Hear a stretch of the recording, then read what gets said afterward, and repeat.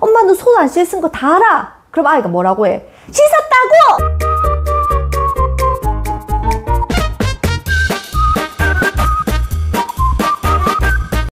오늘 나는 아이의 문제 행동 중에서 거짓말과 물건 훔쳐오는 행위에 대해서 함께 연결을 시켜서 이야기를 나누고자 해. 아이들이 하는 거짓말에 대해서 어떻게 생각해?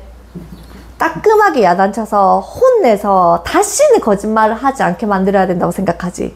보통 그렇지. 그리고 아이들이 유치원에서 선생님의 사탕을 몰래 호주머니에 넣어왔어. 이 아이가 다시는 이런 행동을 하지 못하게 따끔하게 야단을 쳐야 되겠지. 왜냐하면 우리 아이 이러다 큰 도둑 될 수 있으니까. 그래, 바들도 소도둑 된다. 그래, 맞을까? 그것에 대해서 이야기를 해보겠다는 거야.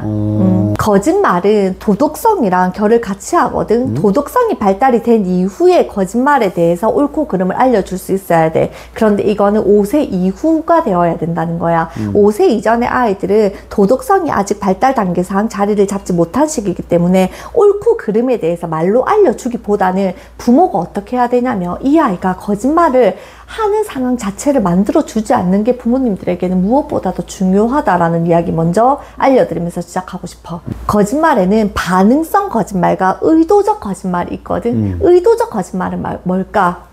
정말 의도적으로 다른 사람을 속이기 위해서 하는 행위를 말해. 그런데 이건 언제 이후로 나타난다고? 5세? 도덕성이 발달된 이후에 나타난다고. 도덕적으로 해서는 안 되지만 내가 속이겠어 하는 결로 나타나는 게 의도적 거짓말이야.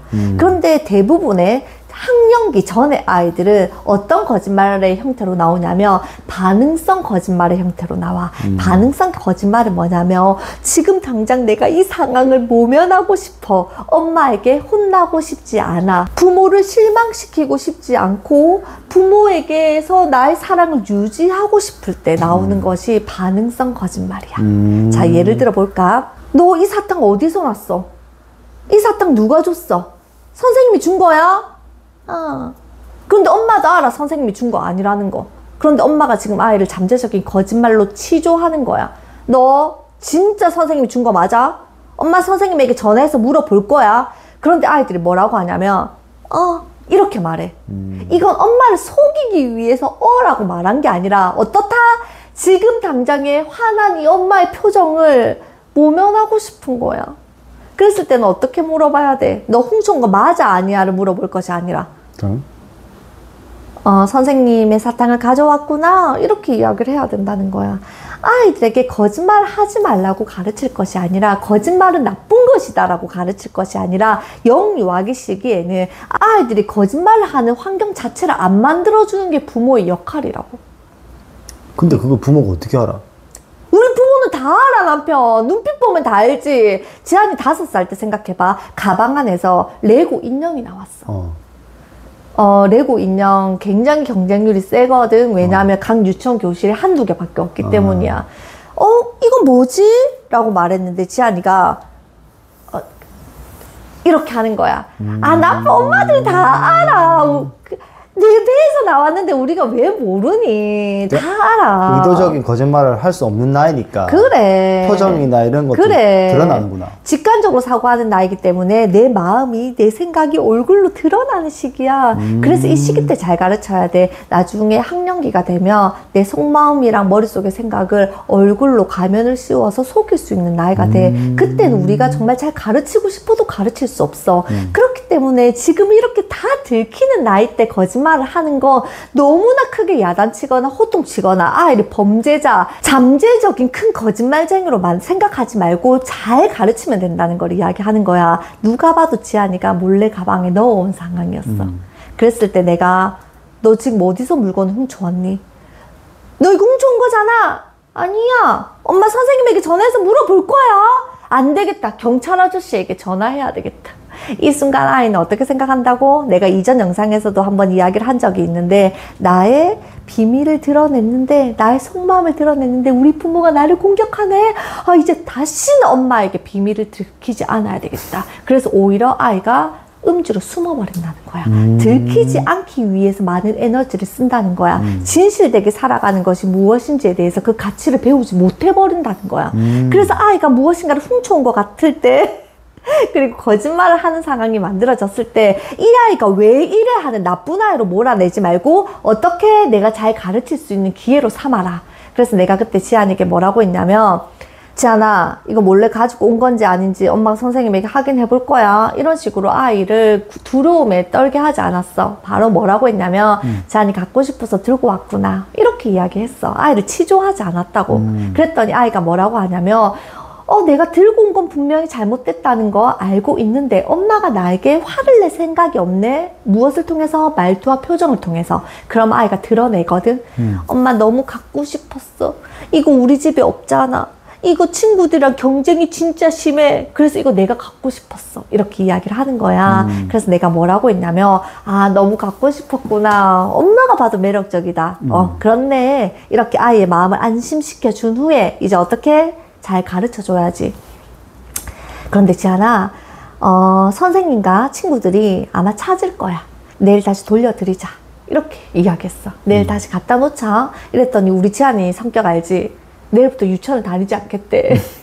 다시 갖다 놓아야 되는 게 너무 두려운 거야. 선생님이 야단치시면 어떻게 하지? 내가 훔쳐갔다는 게 들키면 어떡하지? 너무 두려워할 때 이때 부모가 엄마력을 발휘해 주는 거야. 엄마가 도와줄 수 있어. 엄마가 선생님께 우리 지안이가 너무너무 갖고 싶어서 가지고 왔다. 하지만 엄마가 이렇게 말없이 가지고 오는 건 안 된다는 거 이미 잘 가르쳤다. 그러니 선생님 내일 지안이가 용기 내서 다시 원으로 가지고 가면 선생님도 다시 가지고 왔구나 하면서 다시 갖다 놓을 수 있도록 엄마가 선생님에게 잘 이야기할게. 용기 내보자. 용기 내는 거 진짜 중요해. 그래서 이 아이가 무엇을 경험하게 하는 것도 중요하냐면, 내가 물건을 하나 훔쳐왔더니 뭐 사과도 해야 되고 용기도 내야 되고 갖다 내야 되고 뭔가 복잡해지네. 그냥 다음번에는 안 들고 와야 되겠다. 잘 배울 수 있는 기회로 삼으면 된다는 거야. 아이가 손을 씻지 않은 거 부모가 알고 있어. 그런데 치조하는 거야. 손 씻었어? 안 씻었어? 그럼 아이들은 어떻게 당장 나를 모면하기 위해서 내가 하기 싫은 걸 하지 않기 위해서 반응성 거짓말을 한다고. 씻었는데? 그런데 엄마는 누가 봐도 씻지 않은 거 알잖아. 그래서 너 어디서 지금 거짓말하니? 어디서 지금 엄마를 속이려고 하니? 엄마는 손 안 씻은 거 다 알아. 그럼 아이가 뭐라고 해? 씻었다고! 이것도 반응성 거짓말이야. 상대를 해치기 위해서가 아니라 나 자신을 지키기 위해서 반응적으로 나오는 거짓말이라고. 그랬더니 엄마가 안 되겠다. 너 이러다가 거짓말쟁이 돼서 코가 길어지는 피노키오가 되겠다. 계속 거짓말하는 친구들은 경찰 아저씨한테 이야기해야 되겠다. 엄마는 이렇게 거짓말하는 넌 더 이상 사랑할 수 없어. 이렇게 말해버린다는 거야. 이 순간 이 아이는 내가 영상에서도 몇 번 찍었는데 아미그달라 편도체에 불이 켜져. 무엇을 느껴? 불안함과 공포감을 느끼는 거야. 불안과 공포의 신호가 반짝반짝 빛날 때는 그 어떤 가르침도 들어오지 않는 것에 대해서 내가 영상 하나 찍었다. 아이가 아무것도 배울 수 없게 지나가 버린다는 거야. 그랬을 때는 부모가 아이를 잠재적인 거짓말쟁이로 만드는 대사를 하지 말고 어떻게 말하면 돼? 손 씻자. 손 씻었는데 씻지 않은 거 알고 있어. 가서 씻고 오너라. 이렇게 이야기할 수 있어야 된다는 거야. 아이들 중에서 이런 아이들도 있거든. 엄마는 아이가 오늘 태권도장에 가지 않은 걸 너무나 잘 알고 있어. 왜냐면 옆집 엄마가 말해줬거든. 오늘 지안이 태권도 안 갔나 봐. 에? 아닌데 2시에 태권도 갔는데 태권도 안 가고 싱싱카 타고 놀고 있던데. 엄마가 내 아이가 태권도장에 가지 않은 정보를 이미 들어서 알고 있어. 그래서 태권도 관장님께 연락을 드렸더니 진짜 오지 않았대. 그래서 이 녀석이 오늘 솔직하게 말을 하나 안 하나 지켜보겠다고 엄마가 이미 마음을 먹었어. 이 녀석이 나에게 거짓말을 하는지 안 하는지 지켜보겠다고 생각을 한 거야. 그래서 아이가 들어오면 바로 어떻게 해? 거짓말 하는지 안 하는지 또 치조의 언어가 나가지. 너 오늘 태권도장 갔니 안 갔니? 그럼 아이들이 어떻게 거짓말 한다고? 반응성 거짓말 한다고.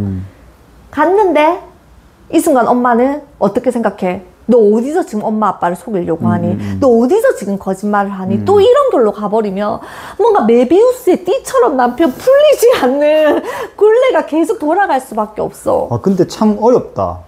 그냥 담백하게 말하면 돼. 거짓말을 할 수밖에 없는 상황을 부모가 애초에 만들지 말라는 거야. 어떻게 말하면 돼? 땡땡이 엄마가 그러던데 오늘 태권도장 가지 않고 싱싱카카 타고 놀고 있었다더라. 오늘 태권도장 안 갔더라 너. 이렇게 말을 할 수 있어야 된다는 거야. 근데 이미 거짓말을 하면 우리 머릿속에 아미그달라가 빨간불이 이미 켜지거든. 그럼 좋은 말이 안 나가. 그렇지. 그럼 의도적으로 내가 어른이니까 내가 끄고 좋은 말을 해야 되는 거네? 그렇지, 우리 부모잖아. 아이와 내가 왜 한 판 붙어야 되냐는 거야. 그 10살, 7살, 5살이랑 우리가 누가 더 인격적으로 성숙한가? 왜 붙어야 되니? 우리가 더 성숙한데. 그랬을 때는 내 아이가 거짓말을 하나 안 하나에 초점을 둘 것이 아니라 알려줄 수 있어야지. 정직한 것에 대한 가치를 알려줄 수 있어야지. 진실된 것이 무엇인지에 대해서 진실되게 살아간다고 하는 것이 얼마나 중요한 가치와 의미를 지니는지에 대해서 아이가 알아갈 수 있도록 우리가 가르쳐야지. 그게 우리 부모의 역할이잖아. 오늘 태권도장 가지 않았다고 하더라. 오늘 태권도장 가지 않고 놀고 싶었어? 엄마. 아이 거짓말하지 않았다. 내가 이 아이를 거짓말쟁이로 만들지 않았기 때문이야. 그리고 나서 알려주면 되지. 그런데 엄마가 사실 좀 걱정되기도 하고 염려스럽기도 했어. 태권도 관장님도 네가 말없이 오지 않는 것에 대해서 너무 걱정스러워 하시더라. 그리고 너 놀고 있는 거 동네 아줌마들이 다 봤대. 다음번에는 꼭 빠지고 싶은 날에는 엄마에게 미리 이야기해줘. 그리고 그렇게 미리 이야기하지 않은 날에는 가야 되는 게 맞아. 엄마랑 같이 약속하자 하고 아이에게 잘 알려줄 수 있잖아. 그러니까 이 시기 때는 거짓말을 하면 나쁘기 때문에 거짓말을 하면 경찰 아저씨가 잡아가고 도깨비가 잡아가고 너는 큰 도둑이 될 거고 피노키오가 될 거고 이런 식으로 그 행동의 결과에 대해서 훈육하거나 따끔하게 알려주는 것이 중요한 것이 아니라 아이에게 잠재적인 거짓말쟁이가 되지 않을 수 있도록 부모의 언어부터 한번 바꿔보시는 게 너무나 중요하다. 왜냐하면 반응성 거짓말하는 이 시기 때 잘 가르쳐놔야지 아이가 의도적인 거짓말을 능수능란하게 할 수 있는 나이가 되었을 때도 도덕적인 가치를 내 마음으로 가지고 온다. 이런 이야기 해드리고 싶어. 진짜 중요한 이야기다. 뭐 궁금한 거 있어? 아니. 자, 그렇다면 마무리. 내 아이가 하는 거짓말이 반응성 거짓말일 때 어떤 거 지금 당장의 상황을 모면하려고 하는 거 그리고 자기를 지키기 위해서 하는 거 엄마의 사랑을 계속 유지하기 위해서 하는 거 이럴 때는 부모가 아이를 너무 추궁하지 말고 잘 가르쳐 주어라. 의도적인 거짓말 어떤 걸까? 남에게 피해 주는 거, 남을 해치는 거, 나만의 이익을 위해서 다른 사람을 불편하게 하든 말든 상관없어 하는 의도된 거짓말, 의도성의 거짓말의 발달 단계가 되기 전에 우리가 반응성의 거짓말일 때 잘 가르치자. 그래서 아이가 내 마음속에 공정한 관찰자, 애덤 스미스의 도덕 감정론을 보면 공정한 관찰자에 대한 이야기가 나오잖아. 공정한 관찰자는 양심이라고 했잖아.